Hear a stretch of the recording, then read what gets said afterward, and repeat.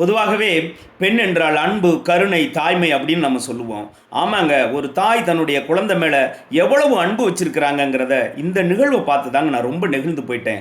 ஆமாங்க, புதுக்கோட்டை மாவட்டம் திருப்புவனம் தாலுகா பகுதியில இருக்கக்கூடிய பாலகிருஷ்ணன் ராக்கி என்பவருக்கு பாண்டிச்செல்வின்னு ஒரு குழந்தை இருந்திருக்கா. ஆனா அவ இறந்து போயிட்டா. ஆனா அவளுடைய ஞாபகமாக கடந்த 12ஆம் தேதி அன்னையர் தினத்தன்னைக்கு அவ இந்நேரம் இருந்திருந்தால் பெரிய மனிதாகி பூப்படைஞ்சிருப்பா.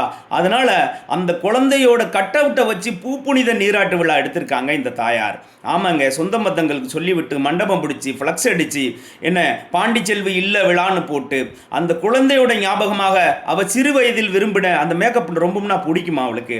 அவ பூப்புனித நீராட்டு விழாக்கெல்லாம் போகும்போது எனக்கு இதே மாதிரி பண்ணுவியாமான்னு கேட்பாளாம். அதனால அவளுடைய ஞாபகமாக இந்த பூப்புனித நீராட்டு விழாவை மிகப்பெரிய அளவில் நடத்தி முடித்து அந்த குழந்தையுடைய ஆசையை நிறைவேற்றி இருக்கிறார்கள் இந்த தாயார். ஆமாங்க, இதை நினைக்கும் போது எனக்கு மிகப்பெரிய